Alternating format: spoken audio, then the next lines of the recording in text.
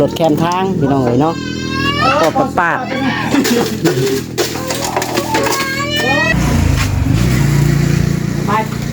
เลือดยังน้องวีนี่เลือดหมูบ่เป็นเผือน้ำตกบ่ตอนนี้สียังเนาะ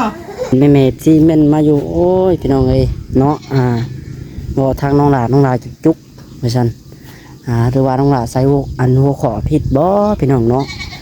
น้องหลาว่าทางแม่นี่อาการสาหัสพี่น้องเอ๋ยเนาะได้เห็นในจีเป็นว่า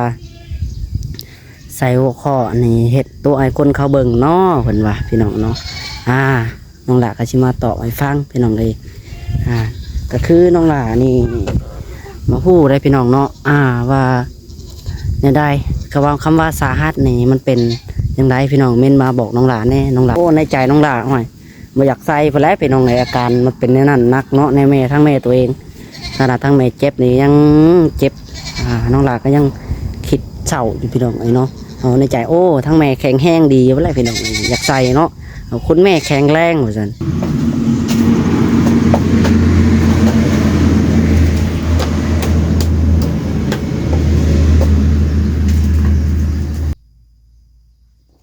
ตาก็ยังเขียวเลยพี่น้องสำเนาเลย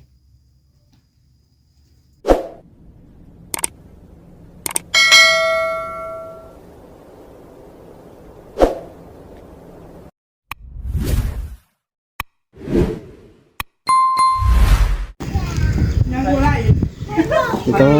ยพ่อแม่พี่น้องทักทายสบายดีและสวัสดีพ่อแม่พี่น้อง FC พี่หาแพง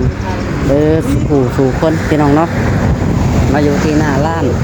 ของน้องวีกับบ่าวส่งเพิ่นพี่น้องเลยวันนี้กำลังจะเข้าไปอัปเดตเบิ่งอาการทางแม่เลยให้แม่ FC เบิ่งเนาะแล้วก็มาเบิ่งทางน้องๆเพิ่นกำลังเฮ็ดหยังตอนนี้พี่น้องกำลังลูกเพลอยู่ในทางลูกค้าเพิ่นเนาะ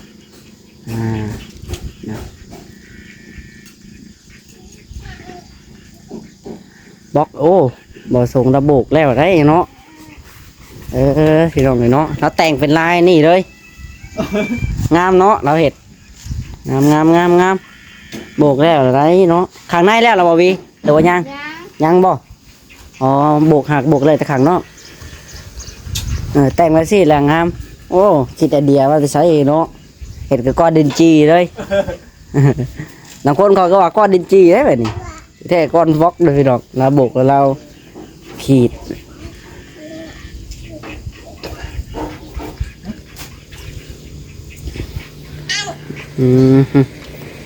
เอาสบายดีน้องวีเจ้าเนาะกำลังจัดแจงจัดร้านอยู่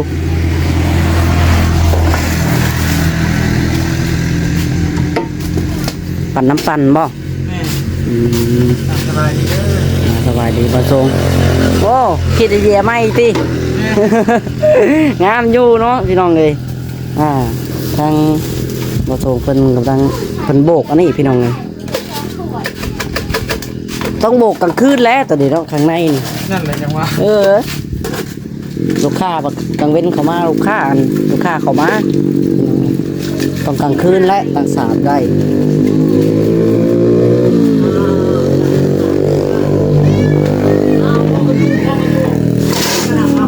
รถแคมทางพี่น้องเอ๋ยเนาะ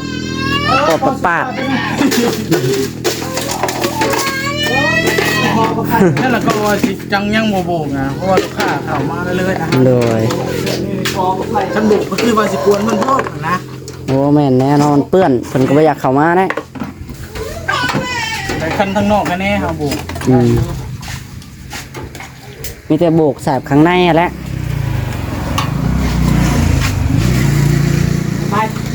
เลือดยังน้องวีนี่เลือดหมูบ่เป็นเผือน้ำตกบ่ตอนนี้สียังเนาะสียังเด้น้ำปั่นนี่ชานุ่มมีบ่นี่ชานุ่มสีชมพูสิเลย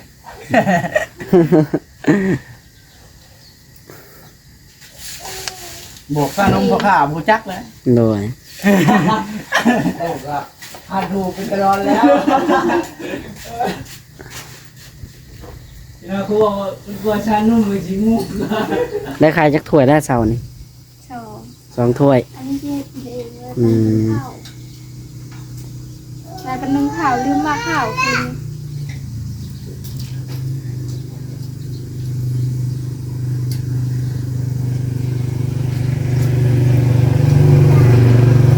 เป็นอะไรทั้งแม่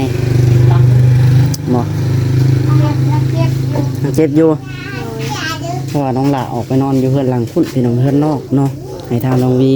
น้องทั่วอยู่พี่ คืนนี้นอนขับ น้องเผาบดขึ้นดิ ใส่ตู้ไว้เลยเค้ง มี เรื่องเดี๋ยวมาแล้ว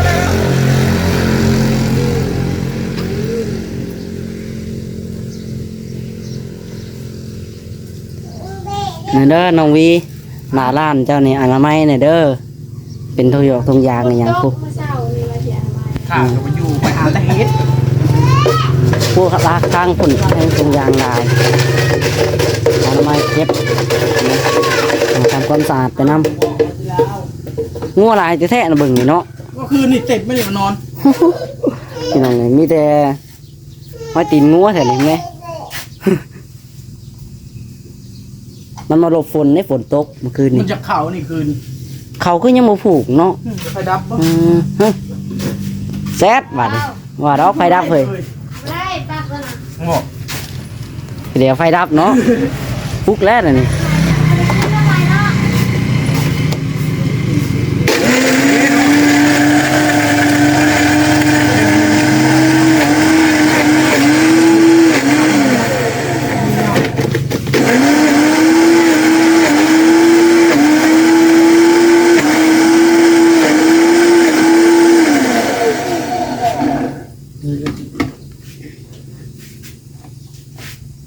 พี่น้องเนาะเดี๋ยววันนี้เดียวไปเบิ่งทางแม่ก่อนสิเป็นแนวใดเนาะอาการเพิ่นพี่น้องเลย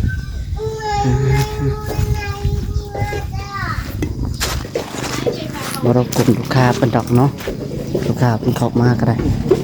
นะทำไมที่มันอยู่หลังบ้านไปแหละพี่น้องเลยน้องลาก็ว่าอัปเดตถ่ายเบียกงานแล้วก็สีลงไปพุ่นพี่น้องเลยไปอันไถนาซอยหมูเนาะเอาจังใดกับพี่น้องเนาะน้องลาก็สิตอบตามเม่นแม่เอฟซีเบิ่งก่อนเนาะเห็นแม่เอฟซีเม่นมาอยู่โอ้ยพี่น้องเลยเนาะบอกทางน้องลาจุกเหมือนกันหรือว่าน้องลาใส่หัวขอผิดบ่พี่น้องเนาะน้องลาว่าทางแม่นี่อาการสาหัสพี่น้องเลยเนาะได้เห็นในจีเป็นว่าใส่หัวข้อนี่เฮ็ดตัวไอ้คนเขาเบิ่งเนาะเพิ่นว่าพี่น้องเนาะน้องหลาก็สิมาตอบให้ฟังพี่น้องเลยก็คือน้องหลานี่มาพูดได้พี่น้องเนาะว่าเนี่ยได้ก็ว่าคำว่าสาหัสนี่มันเป็นยังไงพี่น้องเม่นมาบอกน้องหลาแน่น้องหลาก็บ่ค่อยเข้าใจปานใดเนาะถ้าว่าน้องลาใส่หัวขอผิดก็ต้องขอโทษขออภัยแม่ๆซีเบิดสุขูทุกคนในลายพี่น้องเนาะจังไรก็แม่นมาบอกในในใจน้องลาหน่อยบ่อยากใส่ไปแล้วพี่น้องในอาการมันเป็นในนั้นนักเนาะในแม่ทั้งแม่ตัวเองขนาดทั้งแม่เจ็บนี่ยังเจ็บน้องลาก็ยังคิดเศร้าอยู่พี่น้องเนาะในใจโอ้ทั้งแม่แข็งแห้งดีไปแล้วพี่น้องอยากใส่เนาะคุณแม่แข็งแรงเหมือนกันในใจอยากใส่ก็ได้ในได้มันเป็นมาแล้วพี่น้องน้องลาก็ต้องหับไม่ได้เนาะเป็นอย่างไรก็ต้องหาไปได้พี่น้องเลยอย่างไรก็คือน้องดาว่าอะไรพี่น้องเลยคำว่าสาหัสน้องดาก็บ่จักว่ามันเป็นอะไรเนาะน้องดาบ่ฮู้เลยพี่น้องคำว่าน้องดาผิดก็ขอโทษขออภัยในลายเนาะไปเดี๋ยวมาเบิ่งทางแม่ก่อนใส่ปุ๊บนอนย่างอยู่พี่น้องเลย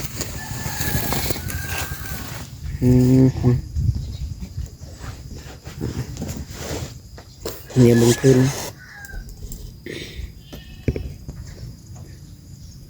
แม่นอนแล้วบ่ใครบ่ได้ห่อนบ่ใครห่อนบ่ไปถามจุ๊บกันห่อน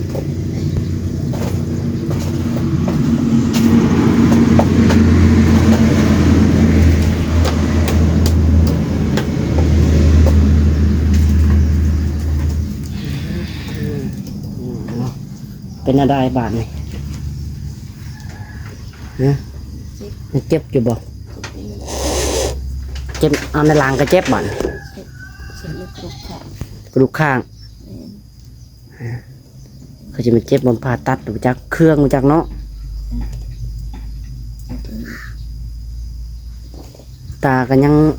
เขียวเลยพี่น้องสำเนาเลยเจ็บวังไหนแน่บัดหลังก็ยังเจ็บบนหลัง เจ็บ หลังก็เจ็บขาก็เจ็บ ค่ะเจ็บใครแน่แบบ หลังใครแน่แล้วมันถือไฟตลอดเด้ เจ็บตรงนี้ เจ็บแต่ข้างแล้วบัด เจ็บแต่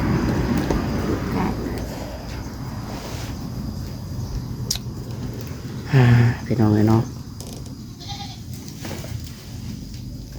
น้องวีน้องถวยนอนอยู่นี่เบิดคืนเดียวมันนี่เมื่อคืนนี่อืม ค่ะ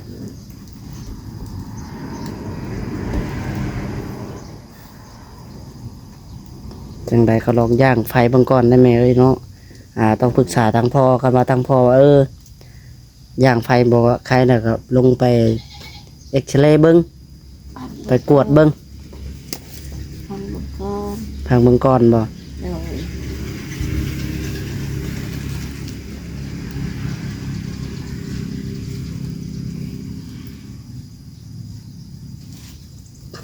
เพราะว่าFC ฝากมาบอกทางแม่เพิ่นว่าให้ทางแม่เซาไว้เพิ่นก็ได้FC หลายคนเม่นมาอยู่เป็นกำลังใจให้อยู่เนาะ โดย ลูกหลานทั้งนี้ก็เป็นกำลังใจให้สู่คนพี่น้องเอ้ยเนาะจังใดก็อย่าให้ทั้งแม่เศร้าแหละพี่น้องเอ้ยบาดมันสิเจ็บแน่แหละเนาะไปใส่ก็เจ็บพี่น้องหอดขาดมัน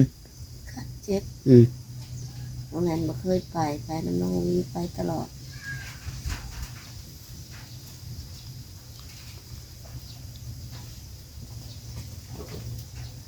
ค่ะเจ็บ โอ้เขียวบ่เด้อนั่นก็ได้ เขียวรถนี่อันนี้ก็เขียวหมาเลยตรงนี้ ช้ำบ่เลยเนาะ ช้ำหมดอันนี้ก็ช้ำหมด อืมน้องวีมันบ่เป็นหยังดาวบัดเจ็บทั้งแม่พี่ นี่ น้อง นั่นรถเลยผมไม่ได้ลงกับรถเลย อันนี้สัมภาษณ์จากคดินนะเบิ่ง แม่คือคนฝาดลงเลย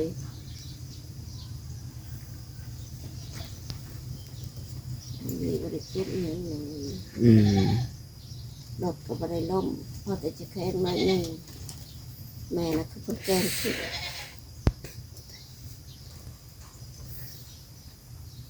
ใส่ทั้งพ่อแบ่งได้ทั้งสอน นี่งานออกไปหาเนี่ยเขาตรงนี้ บ่เห็นเอาไปเรียกแล้วล่ะ บ่เห็นหยัง เห็นน้องวีหับลูกค้าอยู่คือคนจีนก็มาบ่จีนก็มาอย่าง เขาเป็นไม้เป็นอะไร อ๋อไม่ที่ว่ากองนั้นบ่ แม่ เพิ่นให้พ่อสั่งให้อยากได้ไม้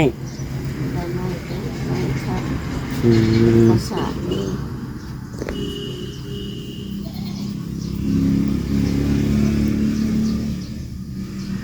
เจ้า ตาให้มันอยากเห็นหู อืมตาตู้เบิดตา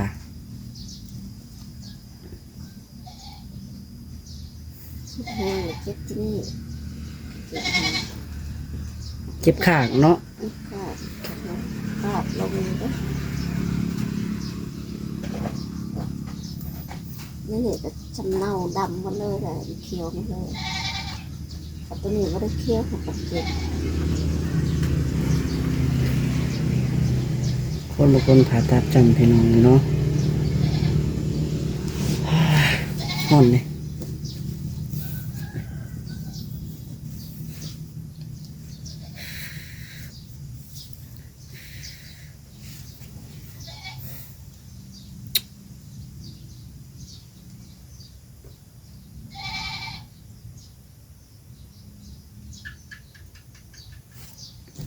พอดีบ่ไพ่ขับไปห่อนนี่ก็สีเขียวอีกฐานพอดีเนาะต้องย่างเลยพี่น้องให้เลือดมันเลือให้เลือดมันแล่นได้เนาะต้องย่างพี่น้องบ่ย่างในเต็กนะเลือดมันก้อน สีซ้ำไปเลยต้องย่างไฟ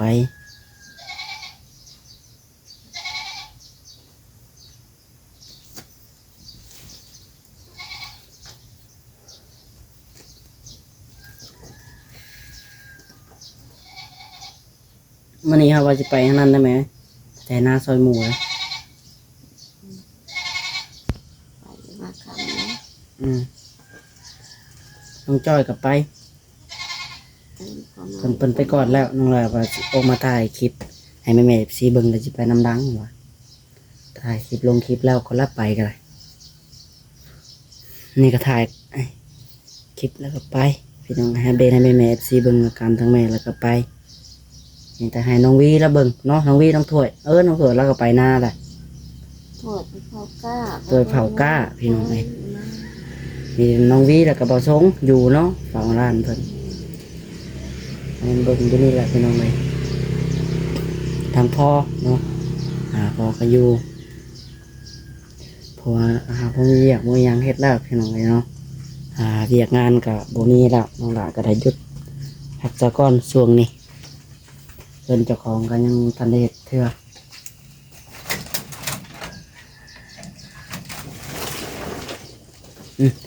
คิดว่าสิปะมันนี่จอกเบิ่งได้นั่งอยู่มันก็ได้คือแต่คือแตนทางพ่อมา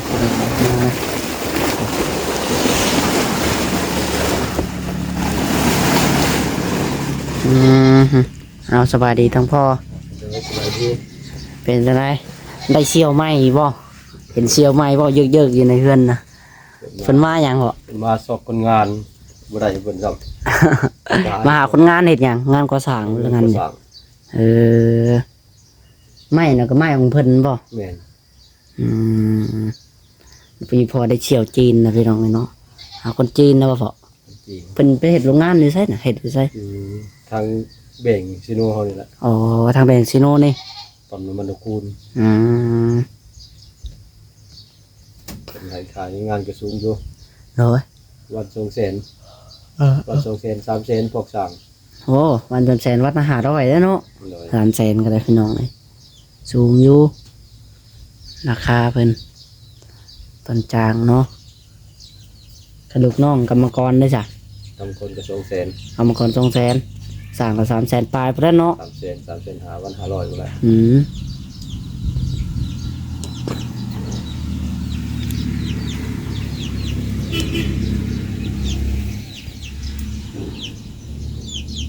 แล้วมื้อนี้น้องลาสิบ่ได้อยู่ได้อพ่อยเอาสิลกไปไถนาซอยหมู่มื้อนี้ โดย ไถนาซอยบวินเพิ่นชวนเกินไปไถก็บ่มาค่ำดอกประมาณ3 โมง 4 โมงก็มาแล้ว มีอยู่คำนะ อืม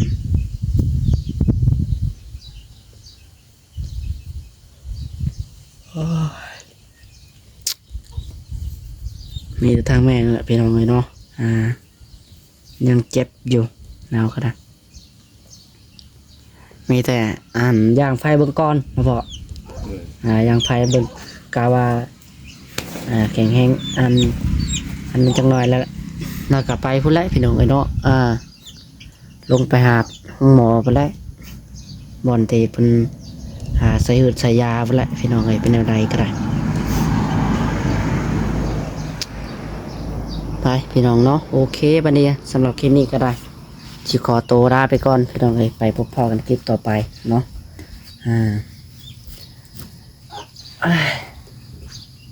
ไอ้พี่น้องเลยเนาะจะขอจบคลิปเพียงเท่านี้ละพี่น้องเลยจังไรก็ฝากเป็นกำลังใจเนาะเมย์ซีทุกๆคนจะได้ขอขอบใจหลายๆพี่น้องเลยเนาะที่เขามากดไลค์กดแชร์กดติดตามและเป็นกำลังใจให้ทางน้องหละแล้วก็